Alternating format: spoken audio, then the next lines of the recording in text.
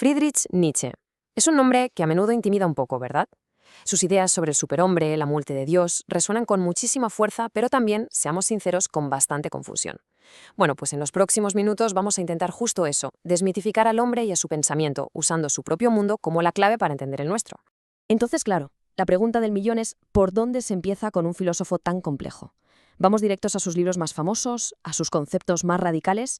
La tentación, desde luego, es saltar a esas grandes ideas, pero eso sería un error. Hay un punto de partida mucho, mucho más revelador.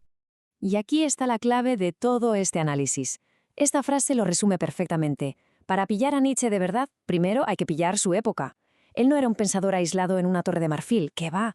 Era más bien como un sismógrafo increíblemente sensible a las grietas que empezaban a abrirse bajo la superficie de la cultura europea.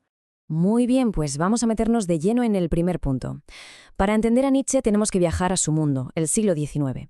A primera vista parecía una época de triunfos, una maravilla, pero por debajo se estaba cociendo una crisis de contradicciones profundísimas. Una crisis que no todos veían, pero que Nietzsche sintió hasta la médula.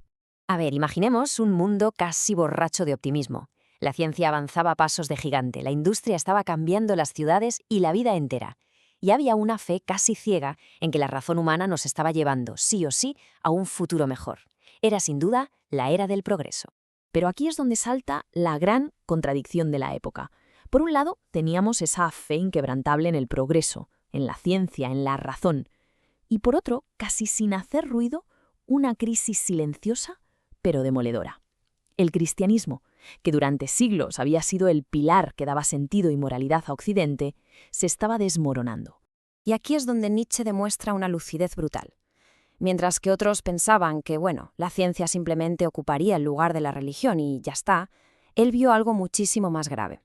Comprendió que no se trataba de cambiar una creencia por otra, como si cambiaras un cromo.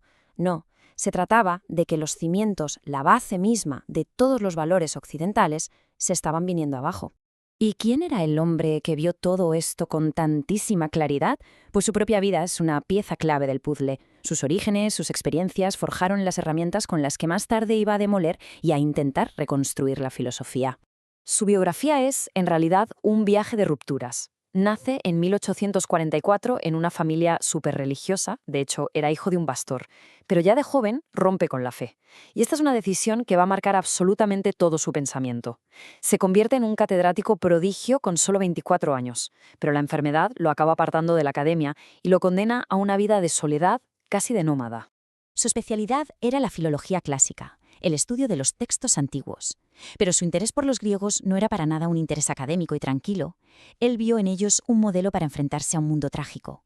No buscaba la razón serena, sino una forma de decir sí a la vida, con todo lo que tiene de bueno y de malo, de ordenado y de caótico. Está claro que ningún pensador crea de la nada. Nietzsche dialogó, y mucho, con las grandes figuras de su tiempo. Pero lo más interesante es ver cómo y por qué rompió con ellas para poder forjar su propio camino. Su relación con el compositor Richard Wagner es el ejemplo perfecto. Al principio lo veía como un ídolo, ¿no? El artista que podría regenerar la cultura europea con su música, recuperando ese espíritu trágico griego. Pero más tarde la decepción fue total.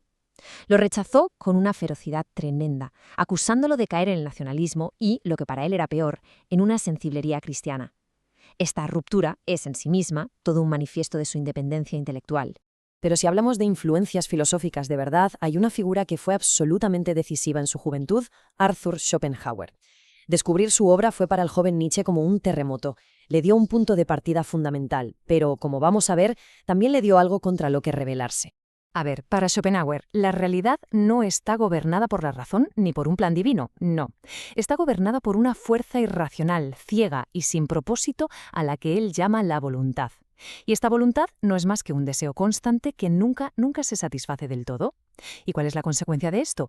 Pues que vivir es, en esencia, sufrir. Así que aquí tenemos el punto de inflexión, el momento clave. Los dos parten de la misma premisa, la vida es sufrimiento. Vale. Pero sus conclusiones son radicalmente opuestas. Schopenhauer dice, si la vida es sufrimiento, la solución es negar la voluntad, renunciar a la vida. Y Nietzsche da un giro de 180 grados y dice, no, el problema no es el sufrimiento, la solución es afirmar la voluntad, abrazar la vida con todo lo que implica, incluso en sus partes más duras y terribles. Y aquí, justo aquí, es donde nace el pensamiento nietzscheano. Y a partir de ese giro, su filosofía no deja de evolucionar. No es un sistema cerrado y estático. Al contrario, es un pensamiento vivo que va pasando por distintas fases y cada una va construyendo sobre la anterior. Podemos ver una progresión muy clara. Primero, hay una etapa que podríamos llamar estética, donde él confía en el arte para salvar la cultura. Después viene una etapa crítica, su famosa filosofía a martillazos, que se dedica a demoler las creencias y los valores heredados. Y finalmente llega a su etapa de madurez, donde ya no solo critica, sino que intenta crear. Es aquí donde desarrolla sus conceptos más famosos para imaginar cómo se puede vivir después del colapso de los viejos valores. Y esto demuestra que en su pensamiento todo encaja. Sus ideas más conocidas no son ocurrencias aisladas. La muerte de Dios, la voluntad de poder, el superhombre, no son fuegos artificiales filosóficos, son sus respuestas directas a esa crisis que había diagnosticado en el siglo XIX. Son, por así decirlo, sus herramientas para construir sobre las ruinas. Al final, si lo pensamos bien, todo su proyecto no es tanto una colección de respuestas, sino más bien una gran y persistente pregunta que nos lanza directamente a nosotros. En el fondo, toda la obra de Nietzsche es una respuesta muy coherente, muy articulada, a ese problema central que le obsesionaba. ¿Qué pasa cuando los cimientos de una cultura, sus valores más profundos, de repente se desvanecen? ¿Cómo seguimos adelante sin caer en la negación o en la desesperación? Y esa es la pregunta que nos deja resonando. Y no es una pregunta del siglo XIX, es quizá la pregunta más urgente de nuestro tiempo. Si los viejos valores se derrumban, si los viejos dioses mueren, ¿cómo creamos valores nuevos? Y sobre todo, ¿cómo nos aseguramos de que esos nuevos valores sirvan para afirmar la vida, en lugar de para negarla? La cuestión de Nietzsche, desde luego, sigue abierta.